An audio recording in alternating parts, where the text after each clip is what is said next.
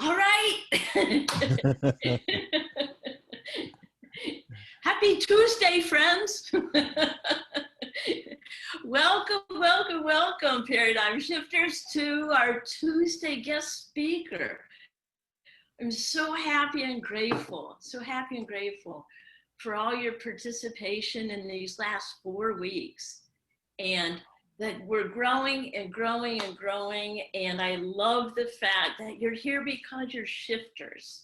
We're up to 133 strong from, I think it was 7 or 8 different countries now. Kenya is here, Charles. Where else? New Zealand, England, Mexico, Canada, United States. And, you know, it doesn't matter where we're coming from within. And knowing that we're in a shift and shifting and shifters. So also I wanted to, if you have like any inkling in there that you want to go deeper into anything that we are talking about, I'm forming another group at the end of the month, and I just am throwing around names. It's going to be Still Standing, Harvesting the Good in 2020. How's that for name of a group? And that'll be a private group with where I'll be coaching. So I wanted to throw that out there. So let's take a deep breath in here. Let's breathe. And blow out. Thank you, thank you, thank you, thank you, thank you, thank you, thank you, thank you, thank you. Let's do another one and we'll get centered into this day. Thank you, thank you, thank you, thank you, thank you, thank you, thank you. Yeah. Well, it is my extreme pleasure. I've been waiting for this day to introduce you to my good friend, Charles Thomas. Now, Charles and I met a long time ago. And one thing I can tell you about Charles is there's a light around him that beams out wherever he is.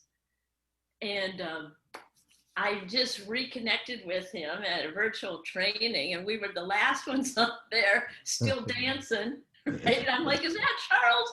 Charles like dancing his Motown moves.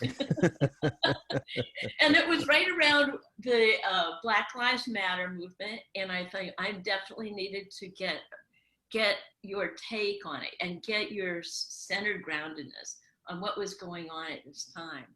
So let me read you a little bit about Charles from, what do you think, Charles? Like the book?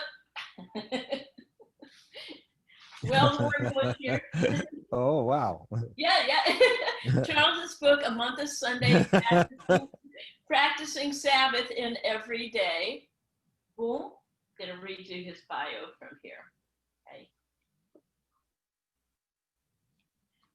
I love it. Charles, did you write this? Charles W. Thomas Jr. spent the first half of his life pursuing the belief that reality consisted of what can be measured, manipulated, and used for practical purposes. He has spent the last 18 years studying spirituality with an emphasis on prayer and forgiveness as spiritual keys. He is now devoting his life to understanding the subjective side of life, that is, nurturing the concept that this understanding may be significant in determining for ourselves what comprises reality. So I asked Charles to come in, and my question, well, hello, Charles. First of all, hello. Oh, Charles is coming to us from Detroit, Michigan. So how are you doing, Charles, today? Thank you for being here. Thank you for inviting me, Judy. Well, what I would like to do is have a discussion on this whole forgiveness topic, why we have to forgive it. Is it a practice? And then I would love to have you lead us into maybe a meditation or something that you do. So I'm going to turn this over to you, Charles. It's all yours. All right. Thank you, Judy. And greetings, everyone. Judy's just such a lovely light in my life. We, as she said, we met. Oh, it was at least 10 years ago. I think it was more than that, Yeah. maybe 12 or 13, and we hit it off immediately. So this is a great honor for me and pleasure to be here and share some ideas about forgiveness, um, and why it may be particularly important now in these times of uncertainty. I've said that so much it's beginning to sound cliche to me, but it's really real. I don't know your particular experiences over the last 6 months or so, but I can imagine. I know that the pandemic has had different types of impact in different areas of the country, and yet it's still something that is very real to us in how our lives are being impacted.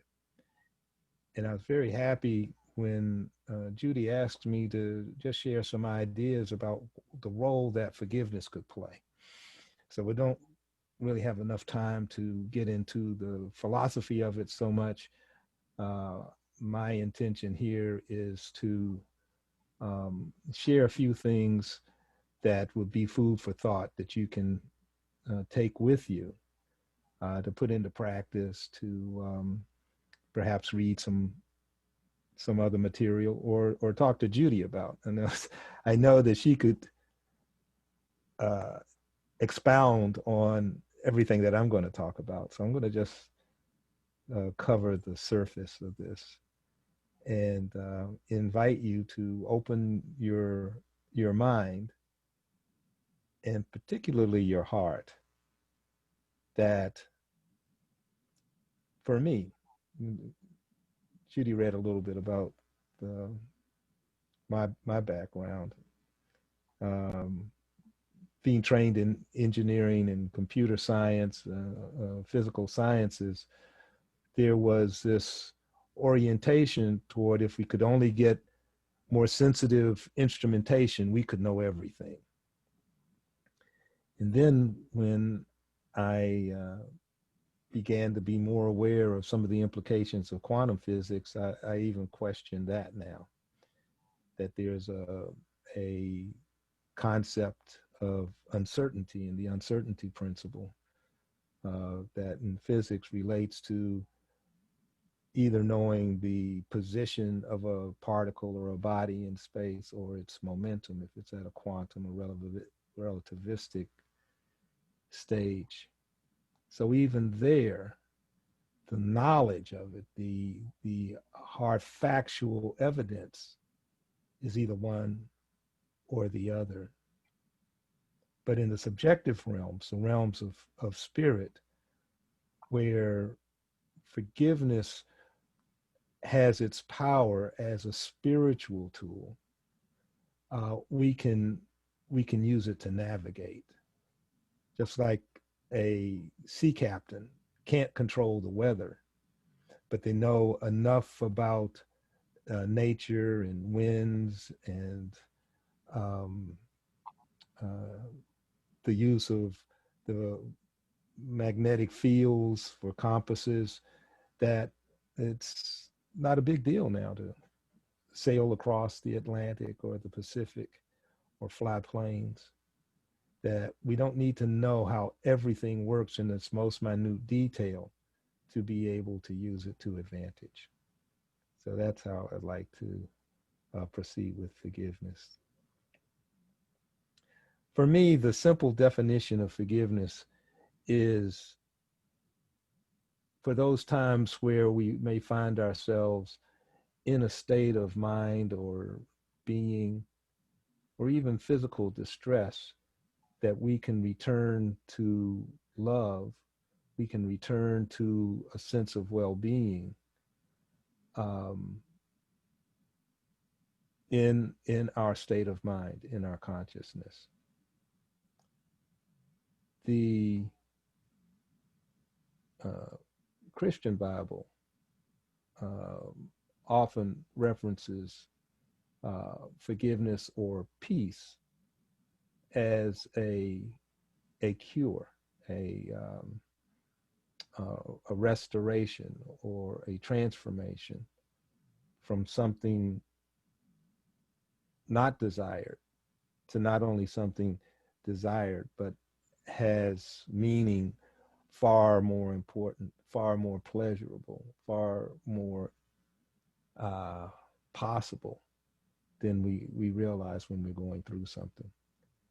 And I think that's what we're experiencing now in this global impact that since I've been on the planet, I have not experienced um, since, well, like I said, since I was born. So, and that's a long time. um, One of the things I wanted to introduce to you, we have a forgiveness ministry at Detroit Unity Temple. The last couple of years, this ministry's been in existence for about 14 years now. The last couple of years, we have adopted an exploration in what we call forgiveness advocacy.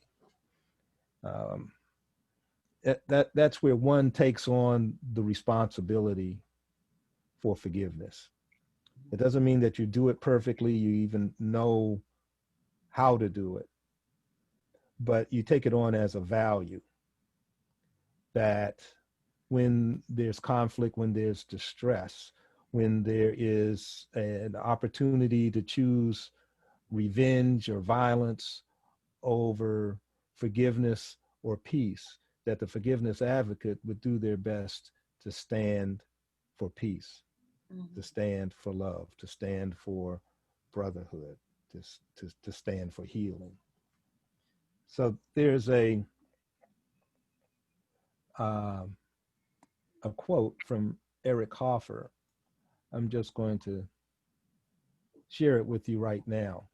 And I think that this would also apply to paradigm shifters, such as yourselves. Hoffer said, no matter what our achievements might be, we think well of ourselves only in rare moments.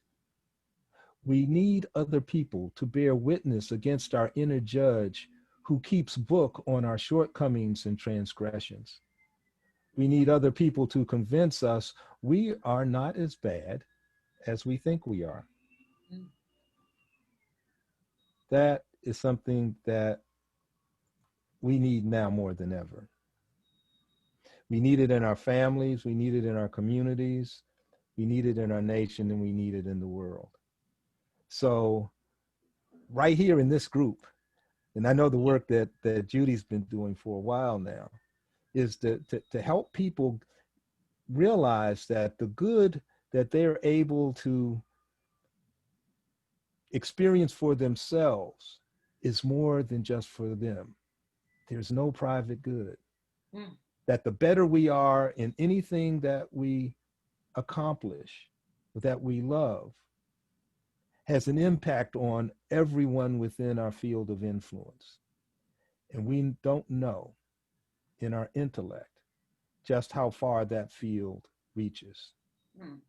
So when I am being angry, when I'm being hateful, or when I'm being peaceful and loving, I am having an influence in areas of the world, certainly in my community, definitely in my family, that I have no idea I'm responsible for. So let me speak to that just a bit more.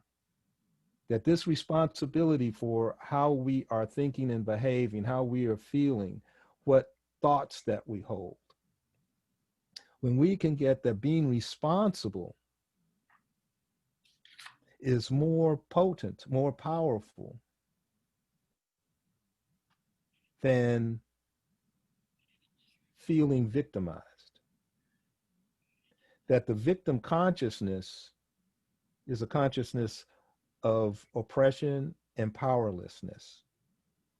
That's for the oppressors and the oppressed.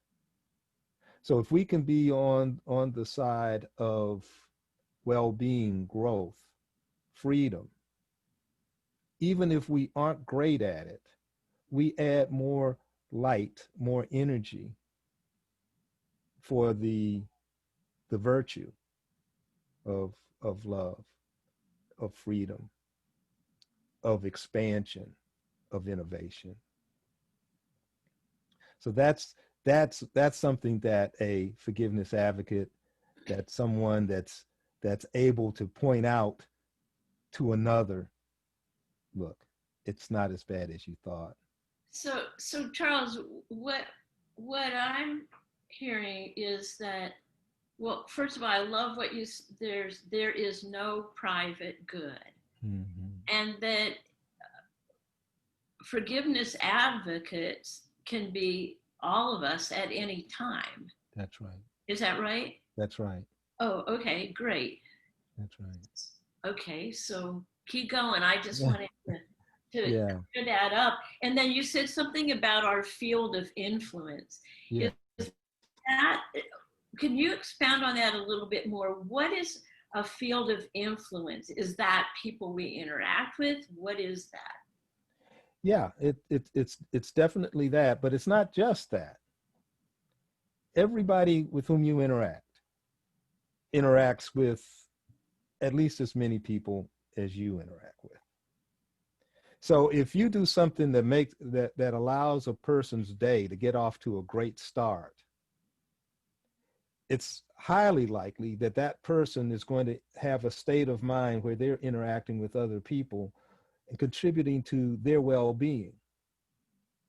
If you are part of a conflict with a person first thing in the morning, you have a bad mood, they leave with a bad mood, how many other people are going to be influenced by that? That's how we see it in the world. But when we look at it from a spiritual point of view, that just the energy that we hold in our mind, in our heart, goes out into the universe, into the fields of energy that comprise the universe, and they have impact. Now, some people believe in telepathy or the um, emotional influence that we have on each other.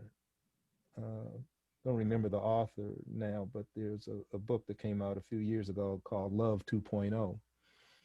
And it was a psychologist, maybe a psychiatrist, who did a lot of measurement of how people just being in close proximity to each other without speaking, it was measurable in their electrocardiographs and also in EKGs in the heart. So there was evidence in brain activity and heart activity that when they were holding compassionate, caring thoughts, that something was triggered there.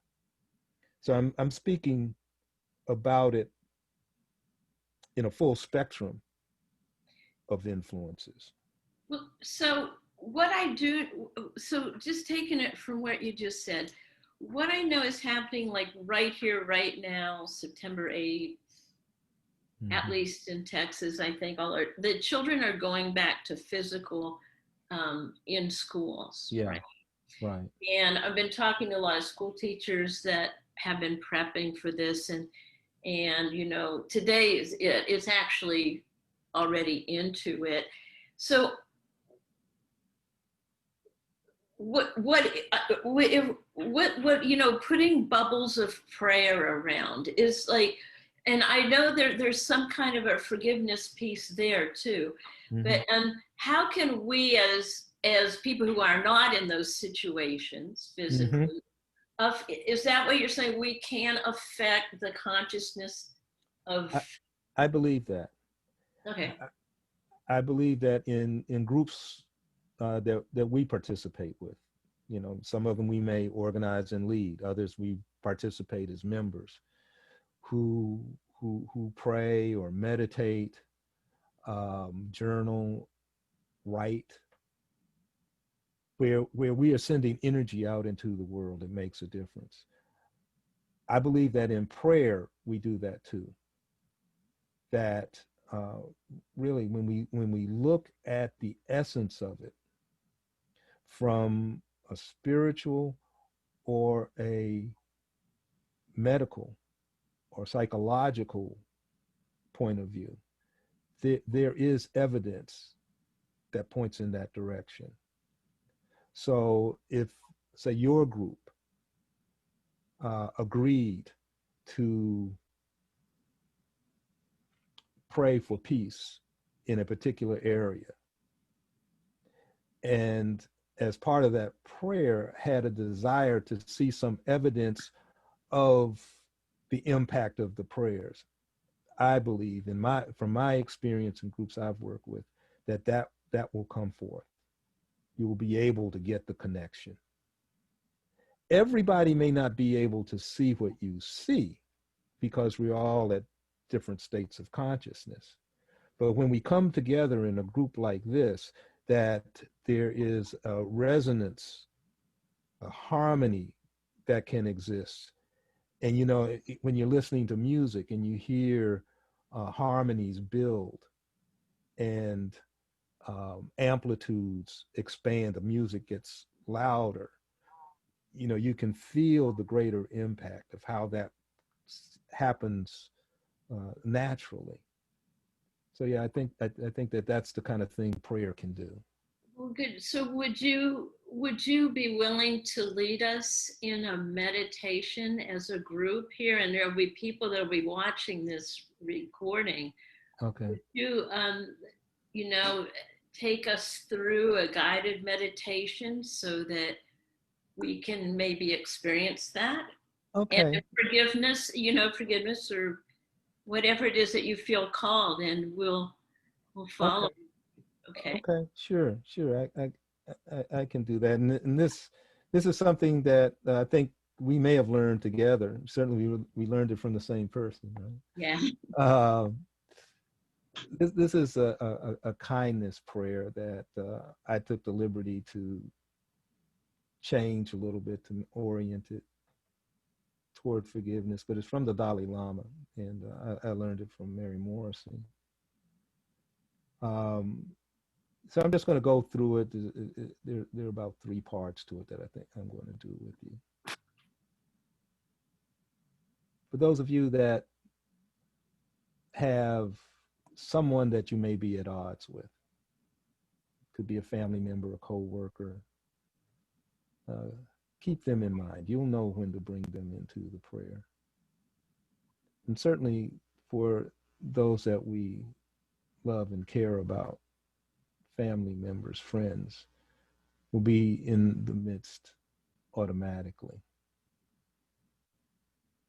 And then for yourself, that without your blessing, what do you have to bless with? So take a deep breath. And as you exhale it, come into that center of yourself. And as I say the words, silently repeat them for yourself. Note how you feel, what your reaction, your response is. May I be truly happy. Truly happy. At depth. In my soul. In my body. May I be truly happy. May I live in peace. The peace that passes all human understanding. The peace that heals my mind. heals my body. May I live in love, pure love, love without opposite.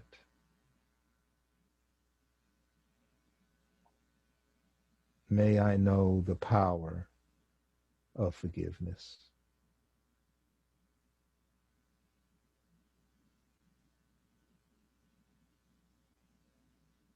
May I forgive myself and others. May I forgive those who hurt me or I believe hurt me. And as I do, I feel forgiven. May I be free. May I be free to be the person I was created to be, brought forth on this planet to be. May I be free of all limitation and barrier to my highest destiny. May I live in the recognition that my life has deep meaning and good purpose. Take another deep breath and let it go. Now bring to mind that person or people or ideas, maybe something from the news or something from your personal life. Get them, let that person into your awareness, and as though you are speaking to them. May you be truly happy. Truly happy.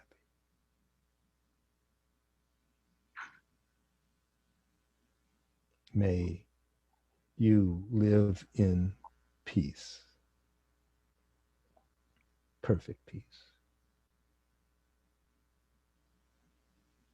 May you live in love, the love that transcends all. May you know the power of forgiveness. May you be free.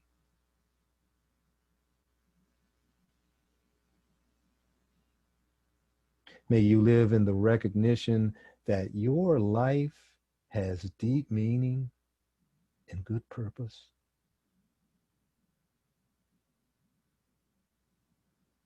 Take another deep breath. As you let go of all sense of negativity. And now bring your loved ones, those that you may differ with, in fact, all humanity. May we, all of us, be truly happy. May we live in peace. May we live in love. May we know the power and the benefit of forgiveness. May we be free, free to be the best we were born to be. May we live in the recognition that our lives, all our lives, have deep meaning and good purpose. And so it is. We let it be. In gratitude and appreciation, we say, Selah, Ashe.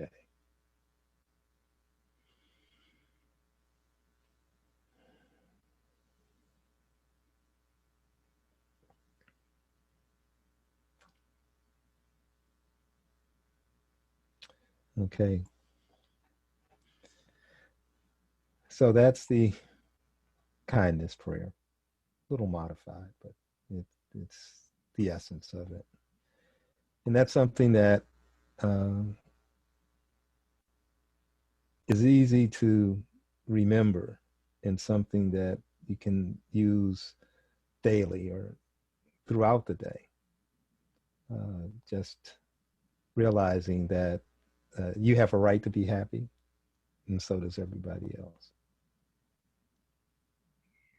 Well, thank you so much, Charles. Oh, you're welcome, Judy. It's a gift. And yeah, I just want to appreciate you, who you are in the world, and what you're doing, and your ministry. And I know it's growing. Thank you. Thank you. Thank you. Being a part of our lives today. So appreciate it. Yeah. Yeah. And so on Facebook Live, people take that into heart. And this recording will be up here on the Facebook page for however you want it. You can click on it, you can play with it, you can share it. What I would love to invite you to do is to take it and share that prayer, right? Isn't that right, Charles? Where two or more are gathered. Yes. We can start a movement Yeah. here. Right. All right. Well, until next week, I'm gonna go like this and comment below and what is it? I would love to hear your ahas in the comment section, and we'll see you next week. More to be continued. So, oops, hang on a second. There you go. So, peace out. Namaste.